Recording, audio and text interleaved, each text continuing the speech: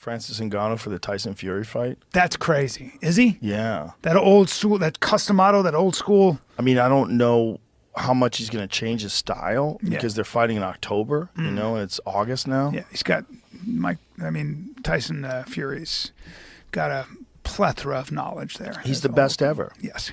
As far as heavyweights. But you know what? It's hard to imagine, other than Mike Tyson in his prime, anybody beating that guy.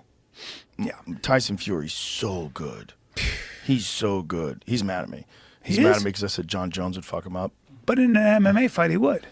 That's not being mean. Yeah, but it's just the way I said it.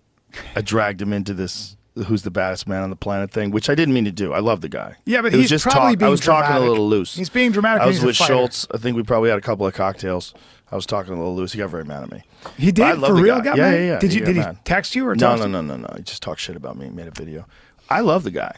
I really do. There's nothing but not it's to just love, but- the difference. Look, if he learned MMA, look, that guy's a warrior. If someone taught him when he was young how to wrestle and jiu-jitsu and leg kicks, he would fuck everybody up I know, as an MMA fighter as well. Sure. Because that's who he is. Yeah, but the also, reality of wrestling is just You're it's a not different defending thing. against an ankle lock unless you've seen it and drilled it a lot of It's times. not just that. You're not defending against John Jones. A rear naked choke. And, Especially if there's nowhere to go. Like if you're, Takedowns. like I said, trapped in a room.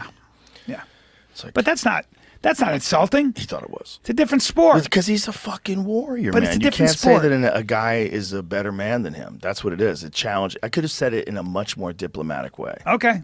I should have said So it in a much more you mean you were diplomatic too way. honest? A little bit. Talking shit. That's what it was. It was talking shit. But I do love the guy. And I do think that the thing about Francis Ngannou and Tyson Fury is I do not imagine a world where Francis Ngannou can outbox Tyson Fury. I do not think that will ever take place. No way. Tyson Fury is a master. His footwork, his jab, his understanding of what to do. You ever see that fight with Otto Wild where he's on the ropes and just bobbing and weaving and slipping he punches? can see what you're doing. He's going to put Francis Ngannou. So one of the great things about watching Bud Crawford with Errol Spence is, oh my goodness, Bud Crawford was able to put his feet in a place where Errol Spence had to keep adjusting. That's why it looked as great as Errol Spence looked. You'll never see him look as off balance as he did against a genius like Bud Crawford. Right. It's more where he's placing his feet, those little details, those micro adjustments. He's never out of place. And his accuracy. But again, landing it's those because hooks in tight like that. where he's punching from. Yes. It's where he's punching Perfect from. positioning. Yes. Perfect positioning. That can't be. That has to be. You don't learn that in 4 months. No. No. Those are details that are if you're tutored right and you have the kind of brain that someone like Hopkins or Bud Crawford has. Yeah. That's for you. But what I will say though is Francis Ngannou hits like a freight train. Correct. He hits like a freight train. But Dylan White does too, and so does. I don't think those guys hit as hard as Francis. I mean, I don't know, but Francis is a natural 265. Yeah. He has to cut down to make 265. He hits so fucking hard. The question is, will he be able to connect on the greatest heavyweight ever?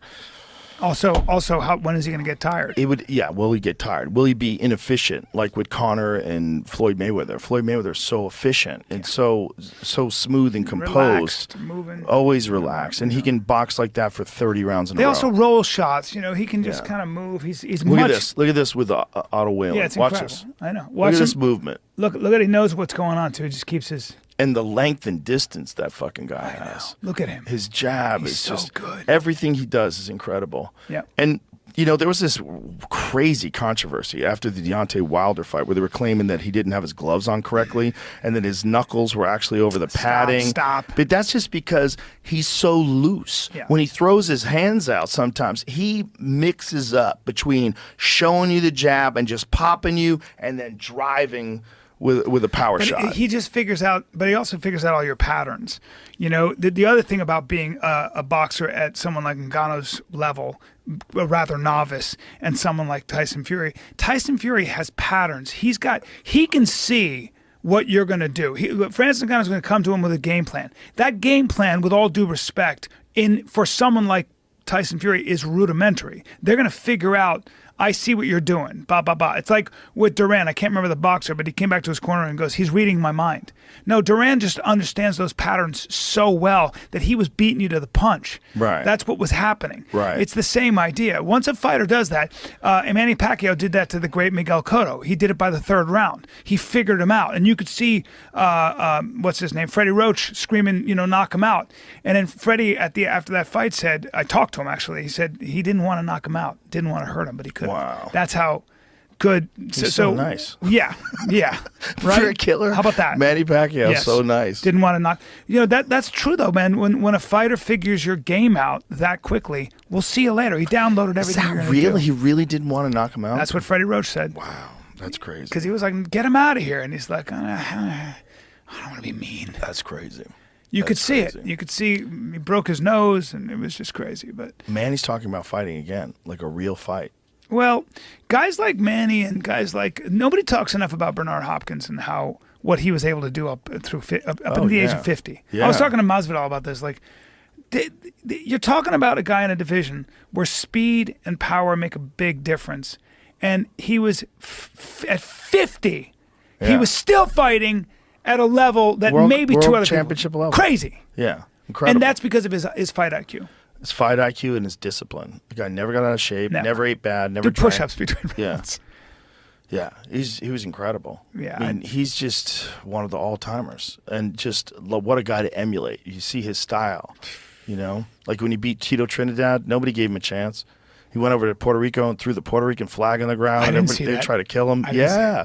Oh, he hyped that fight up in a big way, and he got Tito Trinidad very emotional, and then he just boxed his face off. He'll get you. He'll get in your kitchen, man. Oh, He'll find you. Always have a window open in your house, and he'll climb into that fucking window. Yeah. And good luck. Such a good He, boxer. apparently, with Kelly Pavlik, who was a killer, he whispered in his ear. He said, "Don't let this ruin you." Wow. Yeah. Wow. Yeah. I remember that fight. He was in his 40s.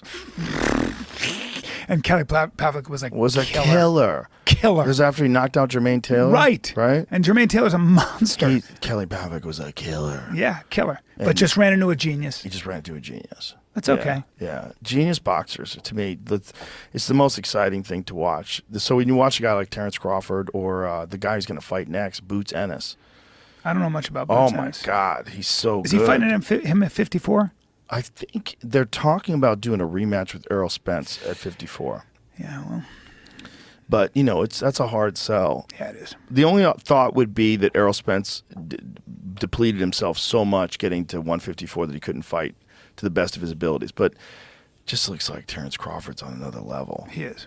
I mean, it's undeniable that boxers do get weakened when they lose a lot of weight. It's undeniable. But he had been world champion at 47. Yeah, I don't undefeated. think that was an issue of weakness. I think that was an issue of just Genius. Yeah.